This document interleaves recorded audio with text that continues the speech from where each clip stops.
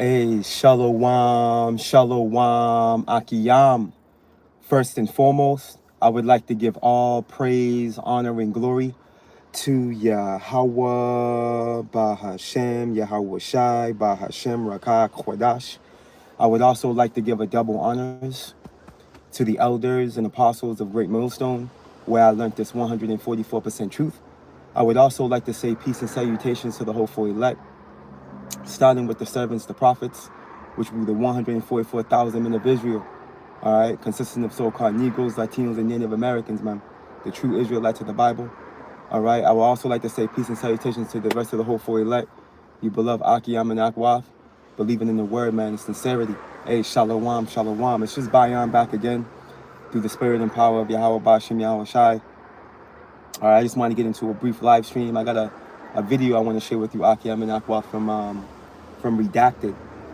All right, going into these, quote unquote, UFOs, UAP, all these different titles, they've given these unidentifiable flying objects, which we know to be the chariots of Israel, man. We clearly know, pursuant to what the scriptures say, okay? And since the beginning of time, the Lord's been dealing, all right, via the chariots of Israel. We can go as far back as Enoch, okay, one of our righteous forefathers, man, all right, and read about accounts of the chariots, being spoken of in the scriptures. They're part of the Lord's host, man. You see, and ultimately we're in the time now, all right, where Esau, Edom, the self-proclaimed white man, all right, he's being visited, man. All right, we're pretty much witnessing Yahweh Ba'Shem Yahweh Shai execute reconnaissance missions, man, on Evil E. To the point where now Esau had to come forth with the sixth branch of military, right, known as the Space Force. All right, and that's not to, he dresses it up, like it's for one reason. No, it's because them big ass telescopes they got, they've been seeing activity in the heavens. They know something's out there. All right, and contrary to popular belief, all right, the global elite and their council, they know, pursuant to the scriptures, the Lord's on his way. And they're trying everything in their power to stop that. Okay? They're trying everything in their power to stop that.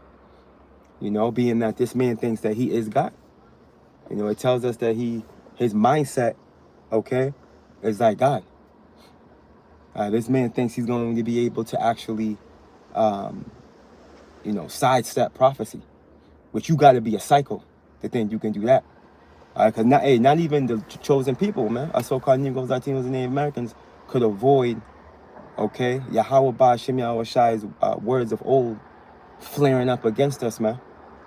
And that's being thrown headfirst into captivity and being placed underneath the feet of these heathen. We couldn't prevent that, man. All right, how much more a nation that Yahweh Ba'Shem Yahweh Shai hates, man? And it's beautiful. He's had him in a trick bag the whole time. Esau thinks that the Lord was with him. But in reality, he had Esau under a strong delusion. All right, he let Esau puff himself up. Just like Pharaoh. He let Esau get up on that pedestal, sit up on the throne with the scepter, control the narrative, call the shots, right? He's been a golden cup in the Lord's hand. But now we're in the time, all right, where Yahweh Ba'Shem Yahweh Shai is going to reprove him. We're in the time of Esau, Edom, the self-proclaimed white man's visitation, man. And it's beautiful. Let's get a couple of precepts before we start this, before I play this video. It's a fairly short video. But yeah, we're going to get into it, man, through the spirit. Let's go to, bear with me.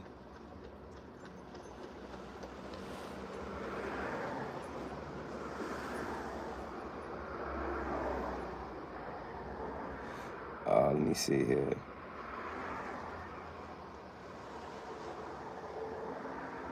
There's the book of Jeremiah, chapter 49.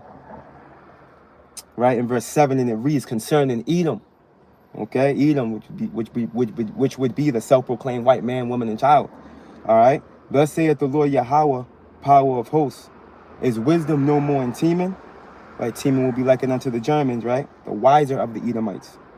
You know, your Abraham, Esau's, all right, which he was one of these physicists that brought forth these the atomic bombs, right along with Robert Oppenheimer. There's a bunch of them. But needless to say, right? Is counsel perish from the prudent? Is their wisdom vanished, man? And these are questions being raised because in a lot of time, Esau will be making decisions that are not prudent. Okay, he'll be operating under a diabolical, trying to psych himself out mindset. You know, he'll be doing things that make no sense. You know, because ultimately, that power of deception is fleeing him. Okay? Yahweh Ba'ashem Yahushua is no longer for his turn in the form of allowing the spiritual demon Satan to execute Esau's will. Because we know he comes in Esau comes in the spirit of Satan, as it tells us in 2 Thessalonians. You see? But the Satan's no longer hearkening to this dude. He's no longer allowing that left hand to really have that strength it used to have. Because why? Because Esau's at the end of his rulership. He's to the point now where he's about to be sat down. You see? Look. Flee ye, turn back, dwell deep, O inhabitants of Dedan. For I will bring the calamity of Esau upon him, the time that I will visit him. Okay, so there's a set time, all right, where Esau's calamity will rest upon him, man.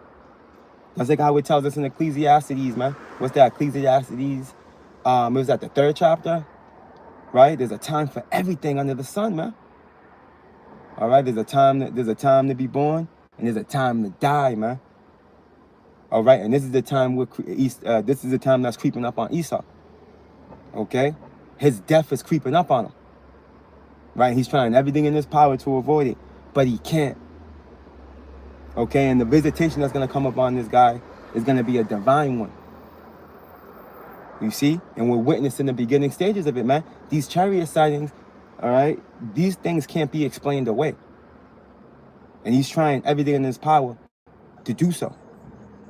But because of technology, everybody having phones, social media, he can't hide the reality, man, of him being visited by in his words, an unknown life form. Which in reality, it's the Lord in the form of the angels, man. As a matter of fact, let me get a quick let's get a couple more. Let's go to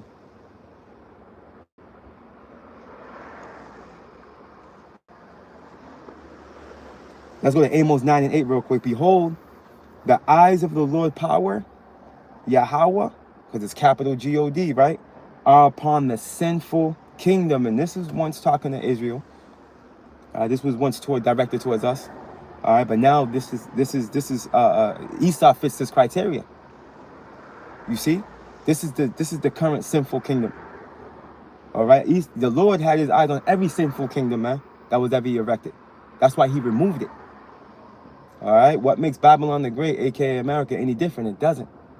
Okay, the Lord's got his eyes upon this kingdom through those chariots, man, through the angels, via the chariots visiting.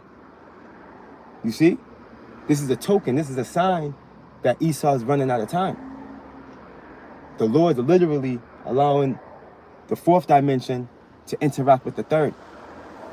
You see, look, and I will destroy it from off the face of the earth, saving that I will not utterly destroy the house of Jacob, saith the Lord Yahweh. Right, the remnant of Israel will be preserved and delivered from the coming destruction of Babylon the Great.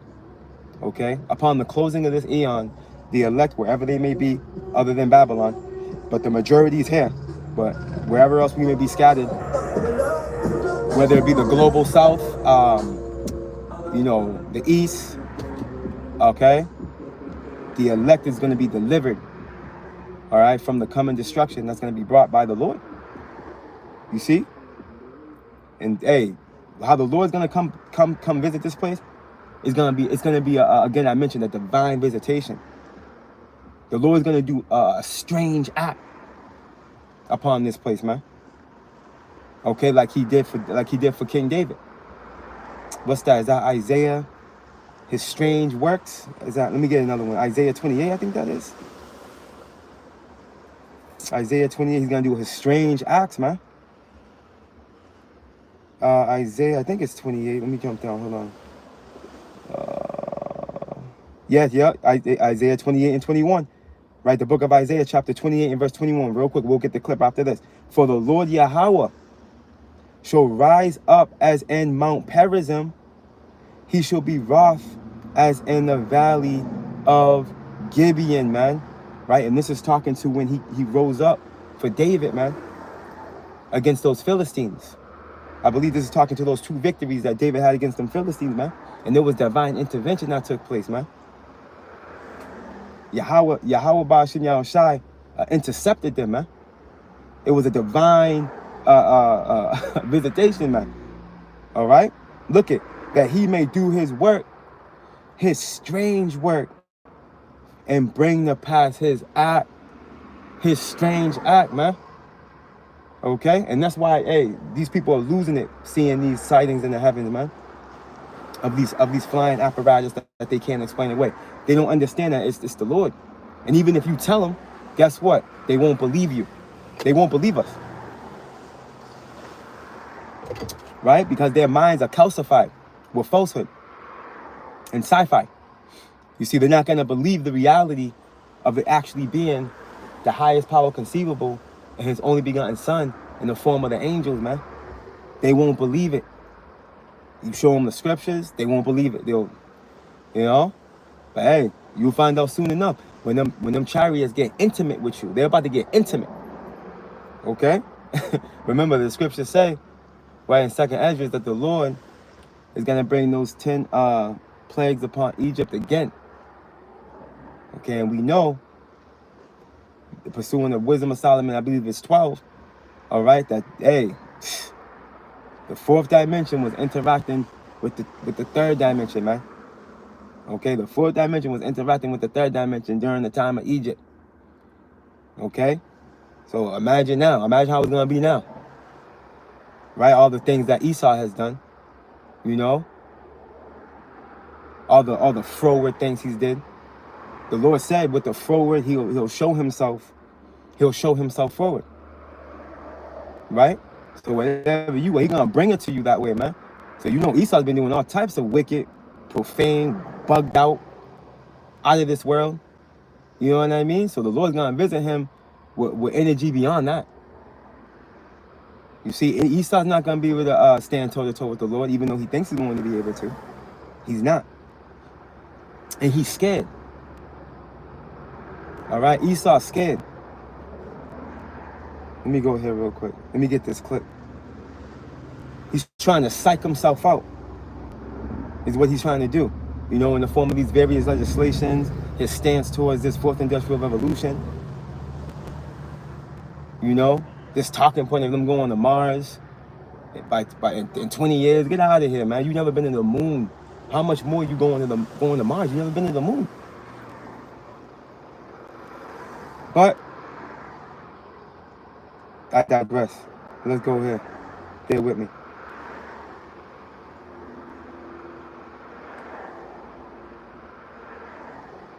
Listen to this story. A Lockheed Martin DARPA engineer, also worked at NASA, Richard Bandurek, just made some unbelievable claims. Now, this video is... Bear with me. Hey, fair use, fair use. All right, this is for educational purposes only. I'm not making any monetary gain. All right, for this video, this is for educational purposes only. Fair use. Listen to this story. A Lockheed Martin DARPA engineer, also worked at NASA, Richard Bandurek, just made some unbelievable claims. Now, this video is from late 2024, but just resurfaced on X. It didn't get, really any attention at all when it first aired, according, at least what I saw. Now it's been going viral. So is this guy credible, or is he full of shit? Here's his statement, that trillions of UFO particles are sort of scattered across Earth, extraterrestrial particles across Earth. They've been studying them for years, he says, as materials can cloak themselves, they can reassemble themselves, and they can self-destruct themselves. And he says they're intelligent life forms on top of that, not of this earth. So listen to his audio here of this scientist, Richard Van Durek. Watch. Very well. So then you could collect them every once in a while and then try to analyze them. You could do things like split them apart. They would attempt to find each other or reconfigure. Some of the experiments they did was we took one of those and we put it on a very hot surface of about 3,000 degrees. And what it would do is it cooled the surface around itself. And then when we took the device off and then weighted again, we could find that the mass would be reduced by a certain amount. Did these feel like programmed materials to you, Richard? Yeah, they were, like I was saying, they're more intelligent materials. Like these subunits probably had computational functionality, right? Because they knew what their neighbors were all about, and they knew they could reprogram themselves to be something different, right? If they needed to change themselves. So these are really curious types of materials. So that's how we could kind of tell they were extraterrestrial, because these things weren't like decades ahead of us. They were probably hundreds of years ahead of us. Hundreds of years ahead of us. Ross Colhart, a UFO researcher, posted this. Is it extraordinary claims made by scientist Richard Van Durek, Lockheed Martin, NASA, EULA, DARPA, about UFO materials? So why hasn't Congress called him in as a first-hand witness? He's claiming to have handled highly advanced non-human technology. Well, James Fox is an incredible filmmaker, UFO investigator. You know him from his great documentaries like Moment of Contact and The Phenomenon. His newest documentary called The Program, I highly recommend that you go check it out. You can see it on Amazon Prime, YouTube, and Apple TV, all of those places. And James joins us now. James, great to see you. Welcome back to the show. Thanks so much for having me on. My pleasure. So does this claim align with anything you've heard in your research at all? I mean, we'll talk about maybe his credibility in a second here, but anything you've heard in your research about these sort of like smart dust particles that have intelligent life that are sort of scattered across Earth, from any kind of whistleblowers you've interviewed? You've traveled the world investigating UFOs. Has any of this aligned with what you found? So, I'm definitely on board with the fact that the U.S. government has recovered materials of non-human intelligence or originating from a non-human intelligence. There's no question about that. And it's not just because we've had a couple of high-level intelligence officers testify under oath as to this reality, but it's because of all the field research that I've done that sort of led me to, that sort of parallels my field research, the testimonies given by these intel officers. But I reached out to a couple, and this guy Ben Durek has got some incredible credentials. I mean, he's, NASA engineer, aerospace engineer, DARPA. I mean, it's incredible. But I think what's really important for all of us to remember is the claims needed to, or the evidence needed to verify the following claims, whether it be we have, Hal Puthoff has said we've got up to 10, possibly a couple of dozen recovered alien spaceships. Huge claim, right? You've got Eric Davis talking about this stuff. You've got, obviously, David Grush, Lou Elizondo. I think what we really need to focus on is these are extraordinary claims. And yes, they do. We do need extraordinary evidence. But what is wrong with, we need to focus on creating an environment that allows people like Ben Durek and Lou Elizondo and David Grush, Hal Puthoff, Eric Davis, and any other first-hand witnesses, second-hand witnesses to whatever nature of the technology or the evidence, provide an environment for them to be able to, testify freely in open congressional hearings. And I remind your audience, most of these people will do that. They're willing to take a lie detector test, or they're willing to testify under oath. They need immunity from their NDAs. That is where I think we need to really focus on, because, all right, let's just say he's full of doggy doo-doo. Maybe he is. Maybe he's not. Look at his credentials. I mean, let's see the evidence. So I really feel like it's time for us to transition into, all right, we contact the President of the United States, wave the magic wand, provide immunity, relieve these individuals from the NDAs. Let's have open congressional hearings the next day, and let's get to the bottom of it, because the stakes are too high not to. Yeah, hallelujah. Now, I reported over the past couple of days here about this L'Espresso article commenting on that Italian newspaper article that said that President Trump, there's reporting that President Trump is going to seize control of the UFO program from the Pentagon. Maybe like sort of, I don't know, seize control might be a harsh way to put it, but sort of step in, take what the Pentagon has been collating, is going to step out in front of the podium and release some sort of massive disclosure, maybe take the wind out of the sails of the Pentagon. First of all, the Pentagon answers to the President of the United States, so I thought that was garbage to begin with.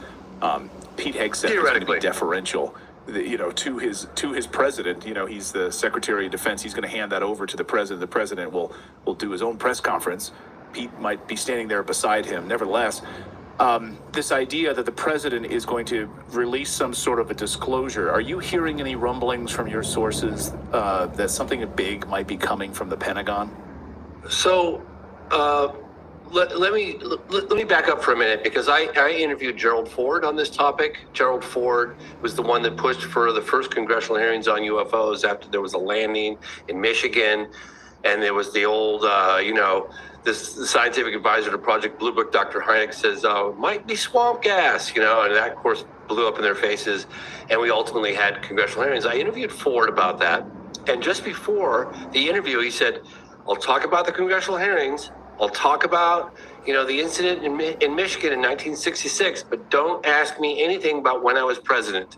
Giving me the impression that he was not happy with the answers he was getting. I also interviewed President Jimmy Carter, and he said that they had made inquiries during his presidency. He himself had seen a UFO, but he was not happy with the answers that he was getting. He was getting a mixed bag of responses. I interviewed John Podesta about the Clinton administration, trying to get answers about Roswell. Lawrence Spelman Rockefeller basically went to whoever was going to be the next president in the 90s. It turned out to be Clinton, and he said, either you're going to look into this UFO matter and make what's known, the government knows, public, or I'm going to put on every single newspaper across the country why you won't do it. He says, pick a case. Lawrence came back, Roswell. Okay. They looked into Roswell. They said they were not happy with the answers they were getting. So while I'm extremely optimistic about the Trump administration, based on decades of previous research with other presidents, both Republican and Democrat, they were not happy with the access they were getting. They knew they were getting the runaround. I worry a little bit about that, because the intelligence agencies have everything to lose and nothing to gain by relinquishing control of what they know, obviously having to reveal the things that they don't know. So I'm optimistic, but cautiously optimistic, and I'll do everything I can, obviously, from the sidelines to help the administration. And Trump has admitted publicly that he's not very interested in the subject, that he's kind of incurious about it. And so, I think it's son. Repeatedly. Well, yeah. Hey, he could be the disclosure president. This would be the biggest, most historic thing in the history of mankind. Let's just ask the audience, can we suspend judgment and just imagine if it were true for a moment? We really did have this technology we're tinkering with, and that's the biggest story ever. Let's face it. I think it's the biggest story in human history. I personally believe it's the biggest story in human history. What could be bigger than that, right? People ask me all the time, why do I continue doing what I do? Why do you do what you do? And I say, it's a good question. Let me answer that question with a question. I say, imagine for a moment if it were true, this recovered materials, we're not alone, definitive data that the government has, how significant of a story would you give that? And everyone goes, oh my God, that's true. It'd be the biggest story in the history of mankind. Well, we have people lining up with everything to lose and nothing to gain. Nothing to gain. This is not a career-enhancing move coming forward and making these allegations. We need to provide steps necessary to give these guys immunity, let them testify under oath in open congressional hearings, release the classified data, needed to verify those claims. We have to do it. There's no other path. Let's prove these guys wrong, or let's get to the bottom of this. I 100% agree. James, I'll get you out of here on this question, which is, you saw, Jeremy Corbell well, I'm sure, of course, and back in January, he made a claim that he knew a lie was about to be told to all of us. And the lie, he said, was that a giant interstellar craft, we would be told that a giant interstellar craft of unknown origin is heading towards Earth. And over the past over the past 48 hours, that's what's happening. There's a number of publications that have come out saying there's some sort of object heading towards Earth, some sort of large interstellar something. We don't know we don't know what it is. And he said, here's the line. So what do you make of this over the past few days? Okay, so I actually have an interview that I did in the mid-90s with Dr. Mitchell, who's the Apollo 14, sixth man to walk the moon, Dr. Edgar Mitchell. And he said to me, James, and this is in the 90s, and I recorded it. This is an interview I did with him. And he said, they're going to stage an alien invasion. I said, what are you talking about? He said, yes, it's going to be a big distraction. They're going to stage an alien invasion. Now, do I believe him, or did I believe him? Probably not. But would it be a huge distraction from what we're dealing with? It sounds to me like it could be. I don't know. But there's been a lot of disinformation. I'll leave it on this.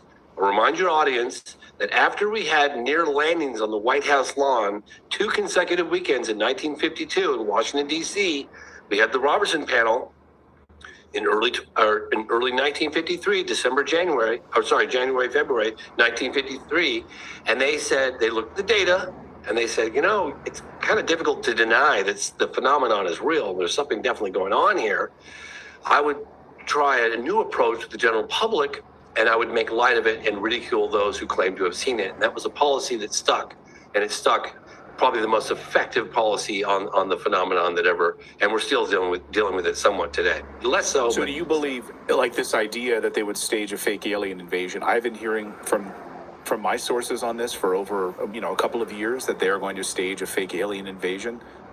And I was told, what's the point of it? I guess my question is, what's the point of it? Is it to make us scared, so they can put in some sort of massive technocratic biosurveillance state on us and control us even more deeply than they already are? I really don't know, but quite honestly, I wouldn't put anything past them. Yeah, we know. Yeah, or out of chaos. That's why he'll do it. But I want to say this. James Mitchell is not the sixth man to ever walk the moon. Nobody walked the moon. None of these Edomites been up there. Okay, I just want to say that real quick. All right, none of these Edomites done been up there, man. And they damn sure don't have no craft, okay?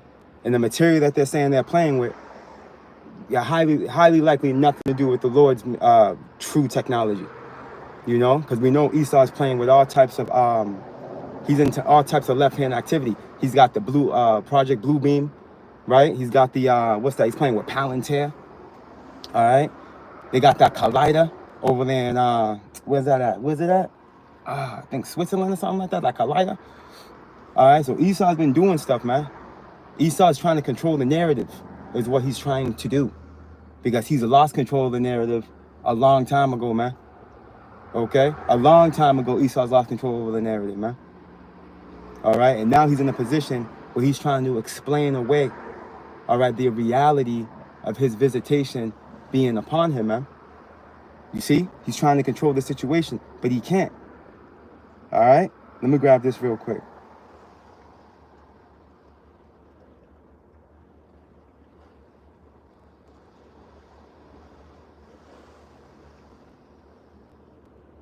This is the book of Zechariah, chapter 5, and verse 1. And it reads, when I turned and lifted up mine eyes, I looked, and behold, a flying roll. And he said unto me, what seest thou? And I answered, I see a flying roll, the length thereof 20 cubits, and the breadth thereof 10 cubits. And this flying roll is talking to the chariots, man. Okay? You're going to find out here. Then said he unto me, this is the curse that goeth forth over the face of the whole earth, man. Okay, look.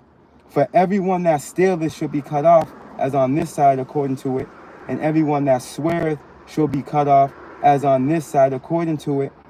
I will bring it forth, saith the Lord Yahweh of hosts, and it shall enter into the house of the thief, man, which is Esau, Edom, the self-proclaimed white man. Okay? The chariots are likened unto a curse unto our enemies, man. And we know, let me jump out of here real quick. I'm coming right back, though. When you go to, what's that? Is that Proverbs? Khan, Proverbs 3 and 33, it reads this. The curse of the Lord Yahweh is in the house of the wicked, man. All right? Hey, Malachi 1 and 4. We go over this time and time again. Malachi 1 and 4 puts a name on the wicked. Okay? It will be none other than the self-proclaimed white man, woman, and child. The Lord puts the name on them, man. And we can clearly see that today as we track this man's reign of terror since the Greeks. Okay? Proverbs 3 and 33. The curse of the Lord Yahweh is in the house of the wicked, but he blesseth the habitation of the just, man. All right, so these chariots, man, okay, are likened unto a curse to our enemies, man, as we're reading in Zechariah 5. All right, which I'm going to get a little more here, right? Zechariah 5 and 4. I will bring it forth, saith the Lord of hosts, and it shall enter into the house of the thief, man. Okay, these chariots are going to be a major component in taking Esau out. We always talk about the missiles and, you know, the 200 million warheads. Definitely, those are the weapons of the Lord's armory. All right, those intercontinental ballistic missiles are the Lord's, right? But we can't deny the fact that the chariots are going to do one hell of a work when Yahweh Ba'ashem Yahweh Shai allows them to open up. It tells us in 2nd Ezra 13, man. Okay, these chariots are able to shoot concentrated heat, direct energy. They have direct energy weapon technology, man. Okay, the Lord's gonna use that. He's gonna use the chariots, man, to zap this nigga out. Ready? Watch this. Look, I will bring it forth, saith the Lord Yahweh of hosts, and it shall enter into the house of the thief, and into the house of him that swear falsely by my name. Okay, Cesar Borgia, man. This whole 501c3 Jesuit, wacky-tacky, bugged out, so-called Christian doctrine that they pushed for hundreds of years, man. The blaspheming of the Holy Spirit that they've executed in the form of turning the Most High, his Son, our forefathers and our foremothers, all the prophets, into clean lepers, man. Esau's got hell to pay, man, for that. Look, and it shall remain in the midst of his house, and it shall consume it with the timber thereof and the stones thereof, man. Okay? So, hey, we're witnessing the beginning stages, all right, of Yahweh Ba'ashem Yahweh Shai preparing to take this man out. Okay, that's why the spirit is so heavy, man. This is why, you know, now I'm sure you, Akiyam, I'm witnessing, you know, more people coming to inquire. You know, because the elect is being sealed. Once the elect is sealed, it's over. I should say it like this. Once all the elect is activated. Because the elect is sealed. Once they've been activated, man, it's game over. It's game over, man. And hey, these are tokens and signs that that moment is coming. It's real close. We're real close. We're real close, man. Okay, to the point now where Esau's just got to lay it all on the line, man. But he's still trying to dress it up, you know, but he still got to, because he can't hide it. He can't hide the fact that if I look to the east right now, because I'm right here on the coast, right in front of the beach. If a chariot was to pop up right now, there's people all over the place, man. What are they going to do? The first thing they're going to do is they're going to pull their phone out. And they're going to start recording, right? They're going to put it right up on TikTok, Facebook, Instagram, or whatever social media they may have. The video is going to go viral. See? So what can Esau do with that information? 444, call him like Yahweh Ba'ashem Yahweh Shai. 4 going into mercy. 3-4 is going into understand mercy. Call like Yahweh Ba'ashem Yahweh Shai. Oh, 144 right behind that car.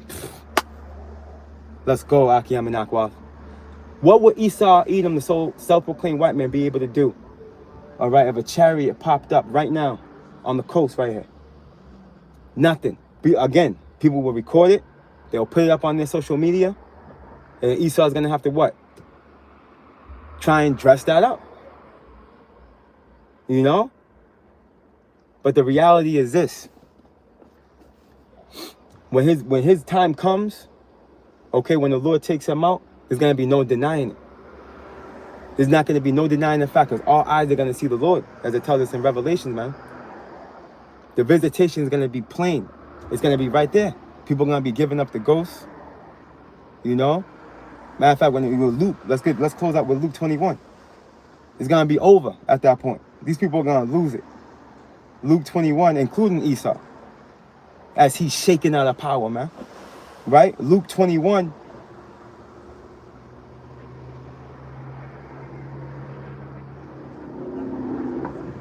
This is, yeah, we'll close out right here. Right, the book of Luke, chapter 21 and verse 25, and it reads, and there shall be signs in the sun, and in the moon, and in the stars, man. Okay, hey, these solar eclipses, these various lunar eclipses. Okay, you got these blood moons. Hey, and the chariot signs, man. Various signs and tokens taking place in the heavens, giving credence to the reality of the times that we're in. And that's the visitation of Esau eating the so-called white man, man. Hey, brother, it was only a matter of time before the Lord was going to come see you and come check you, man. You see?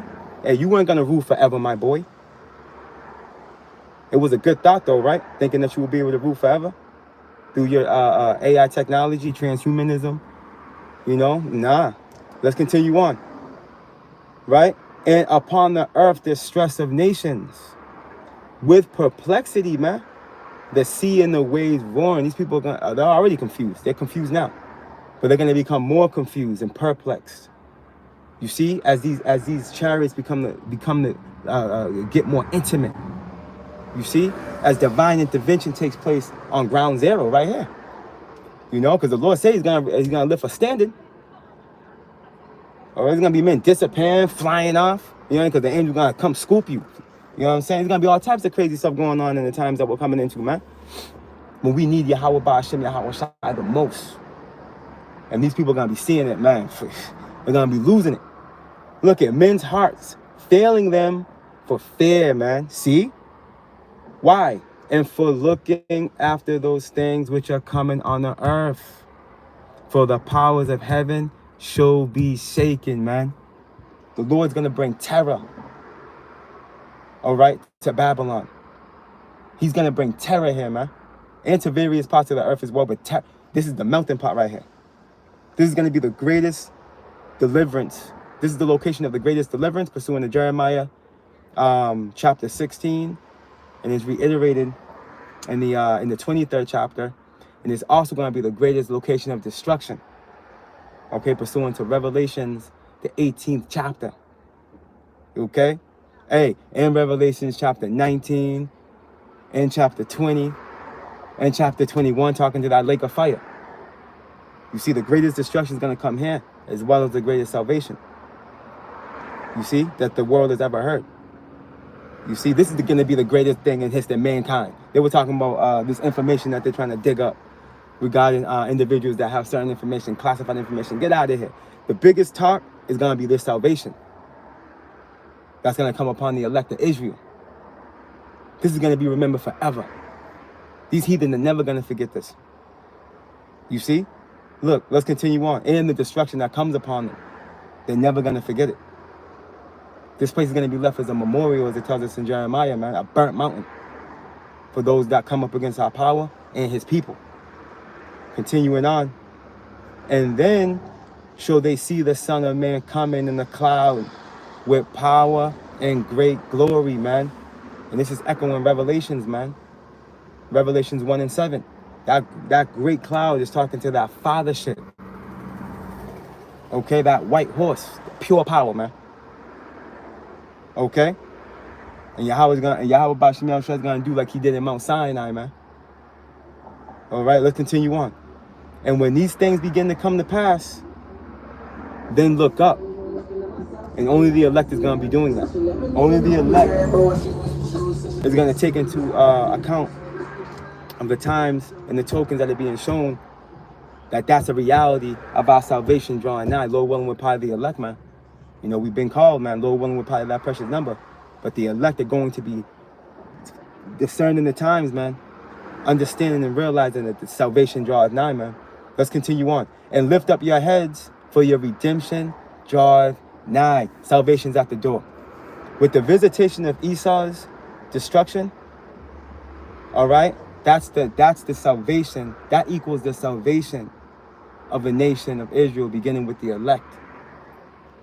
You see, so this is why we're rejoicing when we hear what's going on over there in the east. You know, all the tensions of war. Okay, hey, these nations going back and forth, all these skirmishes, man. We rejoicing in that, man. All right, understanding that that's the build up to that third world's woe. You see the talk of this new fourth industrial revolution with this technocracy that Esau's trying to bring forth. We're paying very close attention to these things, man, because that's part of measuring the times. That's bringing us closer to the self. That's allowing us to understand how much closer we are to salvation. You see? So it's beautiful, man. Hey, the Lord's doing something. The Lord's doing something, Akiyam and Akwal. Hey, we almost home. Stay locked in. Stay prayed up. Fast as well as pray. You already know. You know? Hey, time is going by faster than ever. Just the other day, I forgot what date. What date was that? It was last week. I forgot what. It could have been a Wednesday. It could have been Wednesday. I think it's Tuesday or Wednesday was the shortest day of the year. Shortest day of the year, man. It was under 24 hours. Showing you that what? Yahweh Bashim Yahushua is the man of his word. Matthew 24. Yahweh Shai said, he will shorten the days for the elect's sake. It's happening. Because that great and dreadful day of the Lord is approaching, man. Okay, and the Wadi Yahweh Bashim Yahushua for allowing us to know and understand these things and prepare ourselves through the Spirit, through repentance. You know, the water. Because we qualify the hope, Akiyam and Akwak. We qualify the hope. You know, we're in the worst case scenario, but the best case scenario, man. Hey, keep your eyes on the sky, man. Hey, the Lord's on his way, Akiyam and Akwak. That's all I got. Hey, Lord willing, I got to get ready for camp. Lord willing, you beloved Akiyam and Akwak. You know, we're edified and spiritually fed, Lord willing, through the spirit and power of Yahweh Bashim Yahushai. Amen. Before I let you brothers and sisters go, let these people have it. Okay, you getting cut off in traffic, cut off at the grocery store in line. All right, people looking at you like caged animals. Because where I'm at, you know how it is. You know, for those of you Akiyam and Akwat that may be in like a more city-like place. You know, people. You know, you're around wicked niggas. Okay, hey, let these people have it, man. Let them have it. You know, because we're in a time now where the spiritual demon Satan is seeking to overthrow us, man. The closer we get to salvation, the closer we get to the day of deliverance, hey, them temptations are going to intensify. Satan's going to continue to try to do his job and to sift us up out of there, man. You know? So hey, stay in the spirit. Walk with wisdom with those that are without. I'm going to leave you with that, beloved Akiyam and Akwak. Hey, Lord willing, you will edify. All praise, honor, and glory to Yahweh, Bahashem, Yahweh Shai, Bahashem, Rakah, Kodash. Hey, double honors to the elders and apostles of the Great Millstone, where I learned this 144% truth. Lord willing, you beloved Akiyam and Akwak will edify. Hey, Shalom, Shalom.